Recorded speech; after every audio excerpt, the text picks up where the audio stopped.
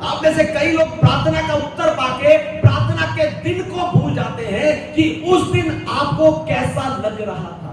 आप में से कई लोग आशीष पाकर आगे बढ़कर मदद करने वाले को भूल जाते हैं।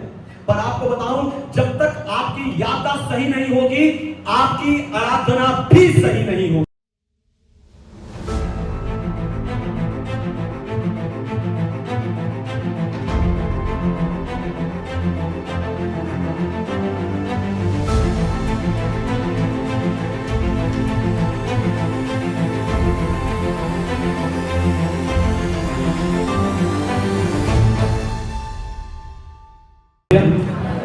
आज के वचन में चले, पवित्र शास्त्र बाइबल से आज का संदेश सुने।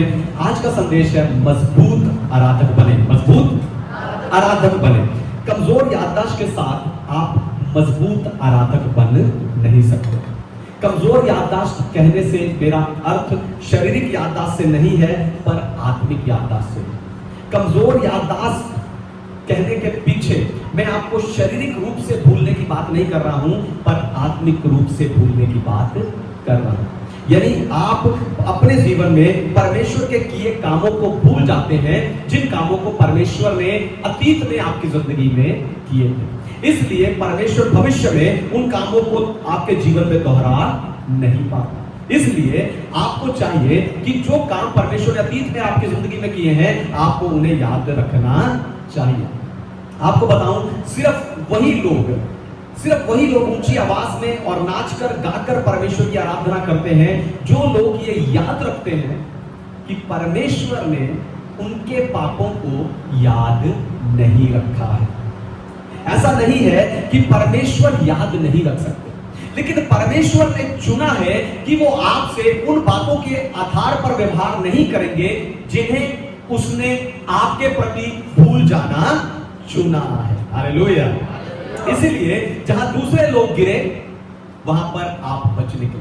जहां दूसरे लोग फेल हुए, वहां पर आप सफल हुए। क्योंकि एक मजबूत आराधक की कहानी एक कमजोर आराधक की कहानी से अलग होती है।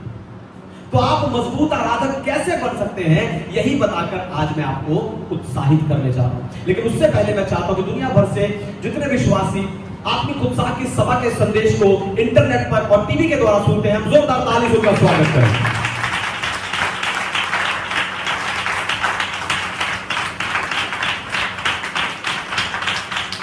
मजबूत आराधक बने। पहली बात, मजबूत आराधक बनने के लिए आपको भूलना छोड़ना होगा। मजबूत आराधक बनने के लिए आपको भूलना छोड़ना होगा। मेरे साथ निकालिए निर्गमन की पुस्तक, उसका 12 अध्याय 12 से लेकर 14 वचन। Book of Exodus chapter 12 verse 12, 13 and 14।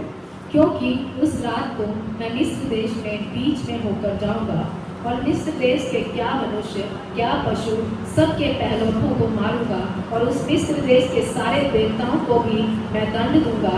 मैं यहोवा हूँ। और जिन घरों में तुम रहोगे उन पर वह लहू तुम्हारे लिए चिन्ह ठहरेगा, अर्थात मैं उस लहू को देखकर तुमको छोड़ जाऊंगा। और जब मैं मिस्र देश के लोगों को मारूंगा, तब वह विपत्ति तुम पर ना पड़ेगी और तुम नष्ट ना होगे। और वह दिन तुमको समरण दिलाने वाला ठहरेगा और तुम उसको यहोवा के लिए पर्व करके मनाना। वह दिन तुम्हारी पीढ़ी में सदा की विधि जानकर पर्व माना जाए। आमीन। परमेश्वर के नाम की महिमा। आपको परमेश्वर की भलाइयों को भूलना नहीं है। यहाँ देखो, परमेश्वर इजराइलियों को एक सालाना पर्व दे रहे हैं ताकि वो परमेश्वर की भलाइयों को याद कर सके। परमेश्वर ने इजराइलियों को रीति दी ताकि वो परमेश्वर की कामों को, परमेश्वर की भलाई को याद कर सके, और वो रीति थी फसह का पर्व। परमेश्वर ने मूसा से कहा कि मिस्र देश में मृत्यु प्रवेश करेगी, सब घरों में जाएगी और सब घरों के पहलौठों को मार देगी, लेकिन तुम अपने घरों पर लहू लगाओ, और जिन घरों के दरवाजों पर लहू लगा होगा, मृत्यु उन घरों में प्रवेश नहीं करेगी। जब सब इजरायली बच गए, तब परमेश्वर ने मूसा से कहा कि तुम हर साल फसह का पर्व मनाना और स्मरण यानी याद करना कि मैं मृत्यु से बचाने वाला परमेश्वर हूं। अब जब यीशु आपके लिए फंसे होकर बलिदान हो गया है, तो आपको फंसे का पर्व मनाने की जरूरत नहीं है, पर आपकी जिंदगी फंसे हो जानी चाहिए। हालेलुया। पर आपकी जिंदगी फसल हो जानी चाहिए। आपको फंसे का जीवन जीना है, यानी आपको परमेश्वर की भलाइयों को याद करना है और परमेश्वर की स्तुति करते रहना है। आपको पता है कि शैतान आपकी आराधना को कैसे रोकता है? जिन बातों को आपको भूलना चाहिए वो बातें आपको याद करवाता है, और जो बातें आपको याद रखनी चाहिए वो आपको भुलवा देता है। असल में शैतान आपके मन से और आपके विचारों से खेलता है। इसीलिए आपको अपने मन को नए करने की जरूरत है, ताकि आप ये जान सको कि आपको क्या याद रखना है और क्या भूलना है, ताकि आप एक मजबूत आराधक बन सको। पौलुस कहता है कि मैं एक काम करता हूं, मैं पीछे की बातों पर मन नहीं लगाता, पर आगे की ओर दौड़ता चला जाता हूं। पौलुस आगे बढ़ पाया क्योंकि वो जानता था कि मुझे क्या याद रखना है और क्या नहीं। इसलिए आपको भी पता होना चाहिए कि मुझे क्या याद रखना है और क्या नहीं याद रखना। और अगर आप ये सीख जाएं कि मुझे क्या याद रखना है और क्या याद नहीं रखना, तो आराधना के समय आपको गीत गाने के लिए, ताली बजाने के लिए, स्तुति करने के लिए, नाचने के लिए, प्रार्थना करने के लिए उत्साहित करने की जरूरत नहीं पड़ेगी। पर आप खुद परमेश्वर की भलाइयों को याद करके, आप खुद इस चर्च से मिली आशीषों को याद करके, आप खुद परमेश्वर के दास से मिले हुए प्रेम को, सहयोग को याद कर करके परमेश्वर का धन्यवाद करेंगे।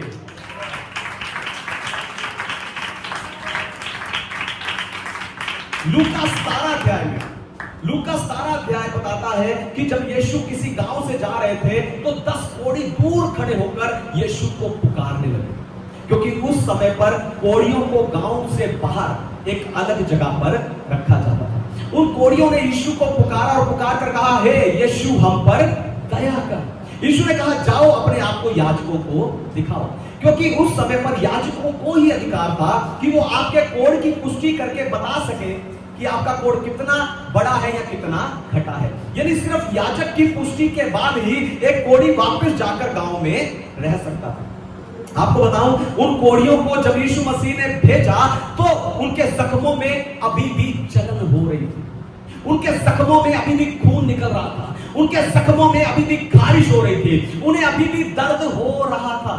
यानी यीशु मसीह ने उन कोढ़ियों को कोढ़ के साथ ही याजक को दिखाने के लिए भेज दिया। क्यों? क्योंकि यीशु चाहते थे कि वो कोढ़ी विश्वास से चले, ना कि आंखों से देखकर। Hallelujah, hallelujah. यीशु चाहते थे कि कोढ़ी विश्वास से चले, ना कि आंखों से देखकर। यह सच्चाई है कि आपका चमत्कार और आपकी आशीष आज्ञा के उस और होता है। हालेलुया। दोबारा सुनिए, ध्यान सुनिए, यह सच्चाई है, पूर्ण सच्चाई है कि आपका चमत्कार और आशीष आज्ञा के दूसरी तरफ होता है। हो सकता है आपको आज्ञा अटपटी लगे, हो सकता है आपको लगे कि आज्ञा मेरे मानने के लिए बहुत कठिन है, लेकिन आपको उस आज्ञा को मानना है, आपको उस आज्ञा पे चलना है, आपको उस आज्ञा पर चलते जाना है। क्योंकि बाइबल में लिखा, जब वो जा रहे थे तो चलते चलते ही उनके वो 10 के 10 कोढ़ी शुद्ध हो गए। Hallelujah, hallelujah. वो 10 के 10 कोढ़ी शुद्ध हो गए। उन्होंने देखा कि कुछ बदल रहा है, उन्होंने देखा कि हमारी जलन और दर्द जा रहा है, उन्होंने देखा कि हम शुद्ध हो रहे हैं।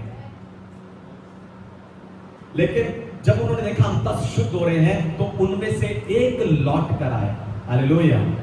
उन 10 में से एक लौट कर आया। पहले ये 10 लोग खड़े होकर, दूर खड़े होकर यीशु से चमत्कार मांग रहे थे, लेकिन बाद में धन्यवाद करने उसके पास एक ही आया।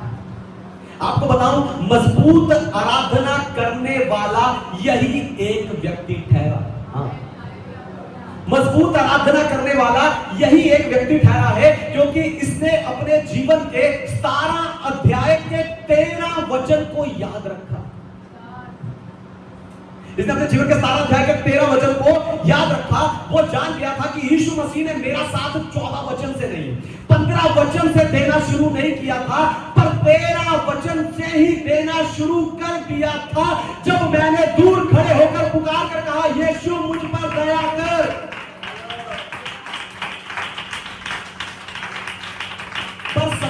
यह है कि आप में से कई लोग अपने जिंदगी के 15 वचन में आकर अपने जीवन का 13 वचन भूल जाते हैं कि वहां आपको कैसा लग रहा था। हालेलुया। आप में से कई लोग प्रार्थना का उत्तर पाके प्रार्थना के दिन को भूल जाते हैं कि उस दिन आपको कैसा लग रहा था। आप में से कई लोग आशीष पाकर आगे बढ़कर मदद करने वाले को भूल जाते हैं। पर आपको बताऊं, जब तक आपकी याददाश्त सही नहीं होगी, आपकी आराधना भी सही नहीं होगी। हालेलुया। मैं फिर से कहता हूं, जब तक आपकी याददाश्त सही नहीं होगी, आपकी आराधना भी सही नहीं होगी। अच्छी याददाश्त वाले ही चिल्लाकर, नाचकर, गाकर, रोकर, कूदकर, ऊंची आवाज में परमेश्वर की आराधना करते हैं। जिन्होंने ताली नहीं बजाई, ये मैं नहीं कह रहा, ये बाइबल कह रही है। हालेलुया।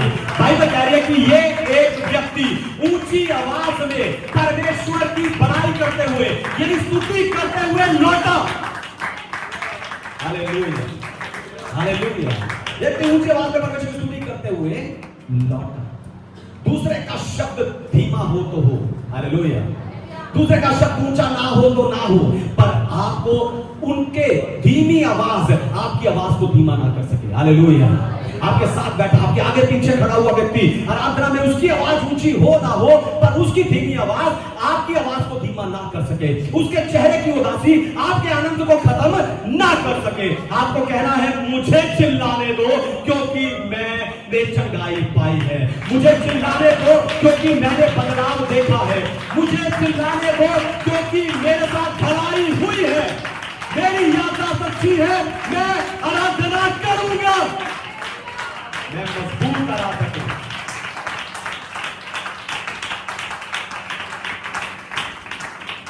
मजबूत आराधक बने। दूसरी बात, क्षमा को स्वीकार करना। मजबूत आराधक बनने के लिए क्षमा को स्वीकार करना। पढ़िए लूका रचित सुसमाचार 17 अध्याय और 16 वचन। Gospel of Luke chapter 17 verse 16। और यीशु के पांवों पर मुंह के बल गिरकर उसका धन्यवाद करने लगा और वह सामरी था। आमीन। परमेश्वर के नाम की महिमा। वो कोढ़ी वापस आया, यीशु के पांव पर गिरा और वो सामरी था। यानी ये वो व्यक्ति था जिन्हें यहूदी लोग पापी समझते थे। ये वो व्यक्ति था जिसे धर्मशास्त्र समझ नहीं आता था। ये वो व्यक्ति था जो पहाड़ पर आराधना करता है, लेकिन यहूदी कहते हैं कि हम यरूशलेम मंदिर में आराधना करते हैं। आपको पता है कि यहूदी लोग सामरी लोगों को क्यों उनसे कोई व्यवहार नहीं रखते थे, या कोई रिश्ता नहीं रखते थे, या क्यों वो सामरी लोगों को छोटा समझते थे? जब राजा नबूकदनेस्सर ने यहूदियों को बंदी बना लिया, उसके बाद वहां से जो अच्छे लोग थे, तगड़े लोग थे, काम करने वाले लोग थे, उन सबको वो अपने साथ बंधुआई में ले गया और पीछे निकम्मे लोगों को वहीं पर उसने छोड़ दिया। हालेलुया। फिर इन बचे हुए यहूदी लोगों ने अविश्वासियों के साथ शादियां कर ली, जिस कारण यहूदी लोगों ने इन्हें व्यवस्था का विरोध करने वाला समझा और इनसे रिश्ता रखना बंद कर दिया। जबकि गैर यहूदियों से शादी करना इनकी मजबूरी हो गई थी, क्योंकि बंधुआई में जाने के कारण पीछे कोई यहूदी बचे नहीं थे। तो सामरी लोग यहूदी लोगों से कोई रिश्ता नहीं रखते। लेकिन यीशु मसीह ने सामरी स्त्री के बारे में बताया, इस सामरी कोढ़ी के बारे में बताया और सच्चे सामरी के बारे में भी बताया। यीशु मसीह ने यहूदी होकर सामरियों की तारीफ की। क्यों? क्योंकि अगर किसी व्यक्ति में परमेश्वर का आत्मा नहीं है, तो भी वो परमेश्वर के स्वरूप और समानता में रचा हुआ ही व्यक्ति है। हालेलुया। तो भी परमेश्वर के स्वरूप और समानता में रचा हुआ व्यक्ति है। उसके अंदर की भलाई, उसके अंदर की अच्छाई, उसके अंदर के भले काम परमेश्वर को ही दिखाते हैं। इसीलिए बुरे लोग भी अच्छे काम करते हैं। एक डाकू या हथियारा दूसरे के बच्चों को मार देता है, लेकिन वो अपने बच्चों से प्रेम करता है, और प्रेम परमेश्वर से है। यानी जिसमें परमेश्वर का आत्मा नहीं है, वो व्यक्ति भी परमेश्वर के स्वरूप और समानता में रचा गया है। लेकिन आप जो सामरी नहीं हो, कई बार आप उन लोगों को, दूसरे लोगों को परमेश्वर के स्वरूप और समानता में रचा हुआ नहीं समझते, क्योंकि बाइबल में कोढ़ पाप का नतीजा है। हालेलुया। क्योंकि बाइबल के अनुसार कोढ़ पाप का परिणाम है। जैसे यीशु ने सिर्फ अपने शब्दों से यानी बोलकर उनके कोड़ को शुद्ध कर दिया, वैसे ही प्रभु यीशु हमारे पापों को भी शुद्ध करता है। हालेलुया। हमारे पापों से भी वो हमें चंगा करता है। आप जब तक सही आराधना नहीं कर सकते, जब तक आप सुसमाचार नहीं समझते। हालेलुया। आप तब तक सही आराधना नहीं कर सकते जब तक आप सही सुसमाचार नहीं समझते। सुसमाचार का अर्थ दया और अनुग्रह नहीं है। हालेलुया। सुसमाचार का अर्थ सिर्फ दया, परमेश्वर की दया और अनुग्रह पाना नहीं है, पर सुसमाचार का अर्थ अपनी जिंदगी का बदलाव भी है। हालेलुया। इसीलिए मैं हर हफ्ते प्रचार में आपको कुछ चीजें बताता हूं जो आपको नहीं करनी चाहिए, ताकि आपके अंदर से वो बदलाव दिखाई दे। हालेलुया। ताकि आपके अंदर से वो बदलाव दिखाई दे। क्योंकि अगर आपने पाप नहीं छोड़ा, अगर आपने गलत काम नहीं छोड़े, तो आप परमेश्वर के अनुग्रह का अपमान करते। हालेलुया। जो सुसमाचार को सिर्फ दया, अनुग्रह मानते हैं, अगर आप नहीं बदलते, अगर आप पाप नहीं छोड़ते, अगर आप बुराई नहीं छोड़ते, तो आप परमेश्वर के अनुग्रह का अपमान करते हो। इसलिए अगर आपने सच में परमेश्वर से क्षमा को स्वीकार किया है, तो उस क्षमा में चलो। दोबारा सुनिए, ध्यान सुनिए। अगर आपने परमेश्वर से क्षमा को प्राप्त कर लिया है, तो आपको उस क्षमा में चलना है। मतलब आपने झूठ बोला, आपने प्रार्थना किया परमेश्वर मुझे क्षमा करें, मैं आगे से झूठ नहीं बोलूंगा। परमेश्वर ने आपको क्षमा कर दिया, आपको क्षमा में चलना है, यानी आपको दोबारा झूठ नहीं बोलना। हालेलुया। अगर आपने परमेश्वर से क्षमा को स्वीकार कर लिया है, तो आपको उस क्षमा में चलना है, ताकि दूसरे लोगों को समझ आए कि आपने परमेश्वर से क्षमा को स्वीकार कर लिया है। और उसका तरीका है यीशु के पांव पर गिरकर उसका धन्यवाद करना, यानी आराधना का जीवन जीना। हालेलुया। यानी आराधना का जीवन जीना।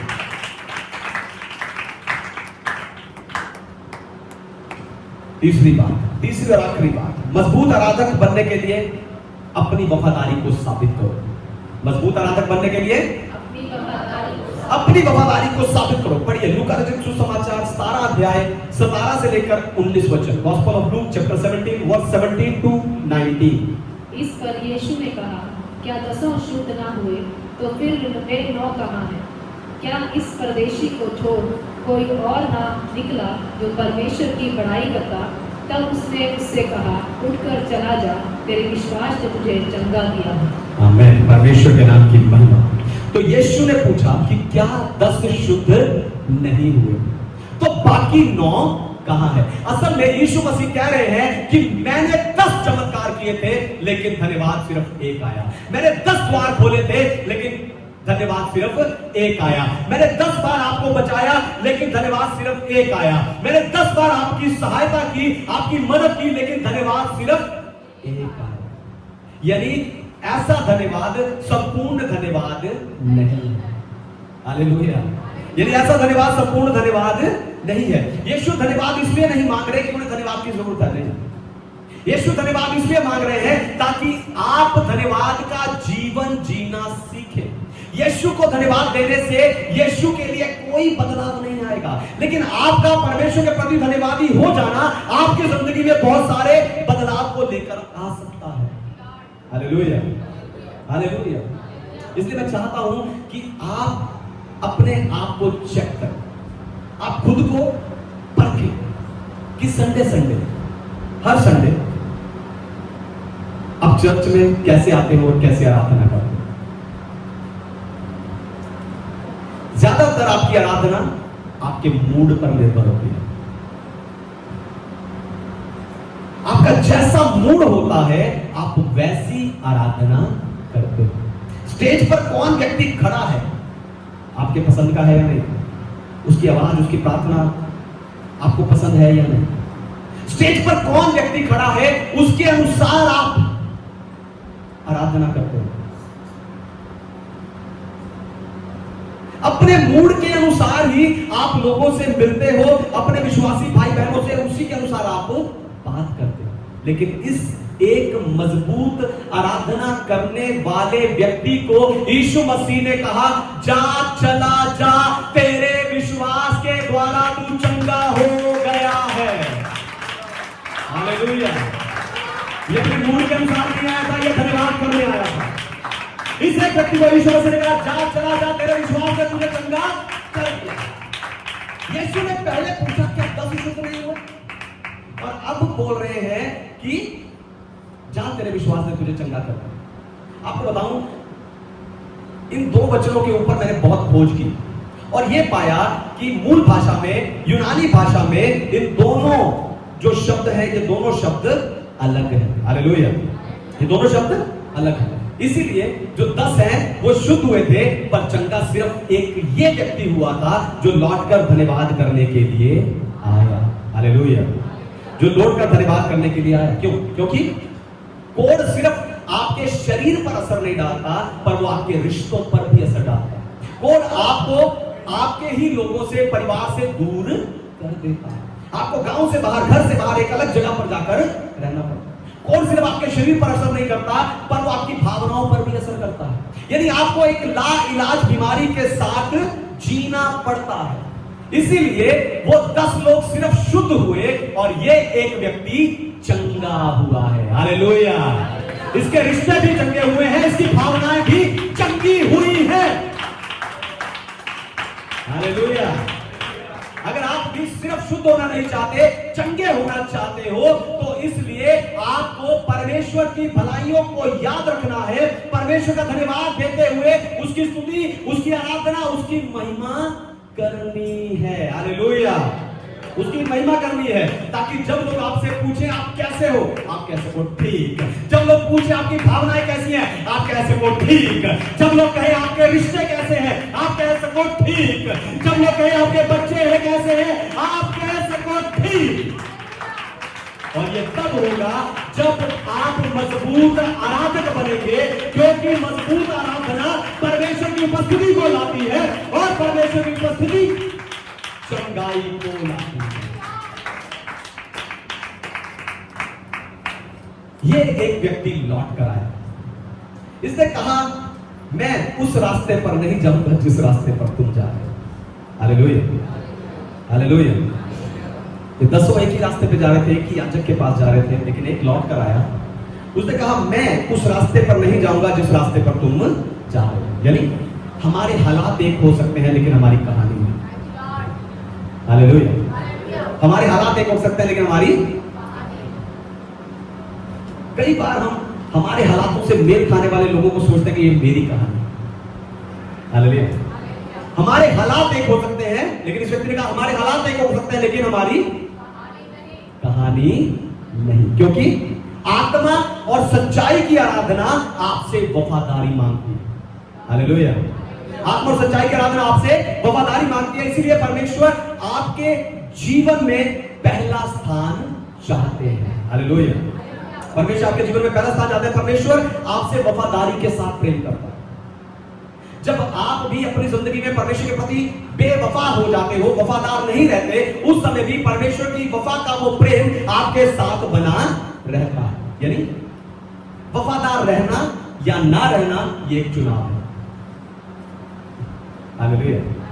दोबारा सुनिए, ध्यान सुनिए। वफादार रहना या ना रहना, ये एक चुनाव है। और ये चुनाव आपको रिश्तों के आधार पर या दूसरों के चेहरों के आधार पर नहीं करना, पर परमेश्वर के वचन के आधार पर करना। आपको वैसे बर्ताव करना है जैसे परमेश्वर का वचन कहता है। जब आप वचन के आधार पर बर्ताव करोगे, तो आपका बर्ताव आपके परिवार के साथ और चर्च के लोगों के साथ एक जैसा होगा। आपका बर्ताव जब आप वचन के अनुसार करोगे, तो वो विश्वासियों के साथ और गैर विश्वासियों के साथ एक जैसा होगा। आपका बर्ताव जब आप वचन के अनुसार करोगे, तो अपने बच्चों के साथ और दूसरों के बच्चों के साथ एक जैसा होगा। इसीलिए यहोशू ने कहा, आज चुन लो किसकी सेवा करना, फ्रेंड्स या फैमिली की या परमेश्वर। इसीलिए बाइबल कहती है कि अंधकार का ज्योति से क्या मिले। आज चुन लो कि तुम अंधकार में चलोगे या ज्योति में। यानी वफादार रहना या ना रहना, ये एक चुनाव है। मैं सबके साथ एक जैसा रहता हूं। हालेलुया। मैं सबके साथ एक जैसा रहूं। जो गलती मेरे शरीर के बच्चे करते हैं और वही गलती अगर मेरे आत्मिक बच्चे करते हैं तो उन दोनों को मैं एक जैसी डांट देता हूं। और ऐसा करके मैं मेरे परिवार के साथ या आपके साथ वफादारी को साबित नहीं करता, मैं परमेश्वर के वचन के साथ वफादारी को साबित करता हूं, क्योंकि परमेश्वर का वचन कहता है तुम्हारी बात हां की हां और ना की ना हो। हालेलुया। चाहे वो घर वाले हो, चाहे वो बाहर वाले हो। हालेलुया। चाहे वो आत्मिक बच्चे हो, चाहे वो शरीर बच्चे हो, तुम्हारी बात हां की हां और ना की ना होनी चाहिए। और ऐसी ही वफादारी की आराधना मुझे और आपको मजबूत आराधक बनाती है। हालेलुया। ऐसी वफादारी मुझे और आपको मजबूत आराधक बनाती है जब हम वचन के अनुसार चलते हैं।